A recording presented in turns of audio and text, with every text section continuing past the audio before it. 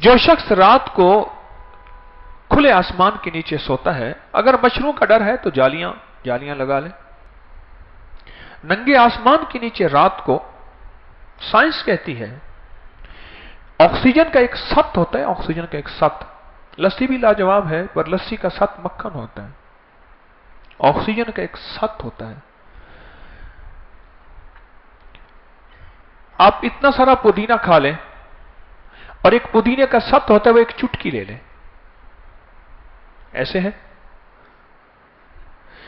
Oxygen کا ایک سط ہوتا ہے جو کہ رات کی تنہائیوں میں ملتا ہے، اسے اوزون کہتے ہیں، وہ آکسیجن کا سط ہے، اور وہ ہمارے نظام میں جب جاتا ہے، اور صحت و زندگی کا انوکھا راز ہے اس کے اندر۔ اور یہ رات کے آخری پہر میں یہ سط شروع ہوتا ہے۔ جیسے آپ پرسوں ہماری 2:30 بجے کی محفل تھی، اس وقت آپ نے محسوس نہیں کیا، ایک ٹھنڈی ہوا کا ایک بہترین جھونکے آ رہے تھے، یہ اسی وقت سط تھا۔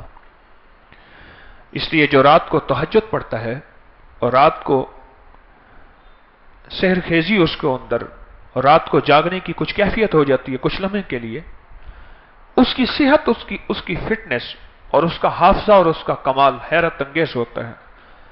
اور وہ جتنا بوڑھا ہوتا جاتا ہے، اس کے چہرے کے اندر ایک چمک ہوتی ہے، آنکھوں کے اندر ایک چمک ہوتی ہے، ڈھلتی زندگی کے ساتھ بھی ایک چمک ہوتی ہے جو عام لوگوں میں نہیں ہوتی۔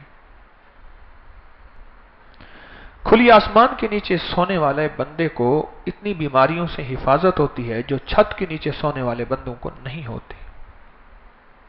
کھلے آسمان کے نیچے اوپر سے ایک خاص لہریں ہیں، میں سائنس کے لفظ استعمال نہیں کر رہا، ایک میں سادہ لفظوں میں کہہ رہا ہوں، ایک لہریں ہوتی ہیں جو کھلے آسمان کے نیچے سونے والے کو ملتی ہیں، جو ڈھکے ہوئے کمروں کو نہیں ملتی۔ مجبوری ہے، فلیٹ سسٹم ہے، اور بات ہے۔ اگر گھر میں صحن بھی ہو تو اگر سہولت ہو تو اس میں سونے سے جو زندگی میں راحت ہوتی ہے۔ آسمان سے رزق تقسیم ہوتا ہے۔ جو کھلے آسمان کے نیچے سوتا ہے اس کے سینے میں نور آتا ہے، انوارات آتے ہیں، اس کی ہڈیاں جسم مضبوط ہوتا ہے۔ وَعَبْقَرِيٍّ حِسَانٍ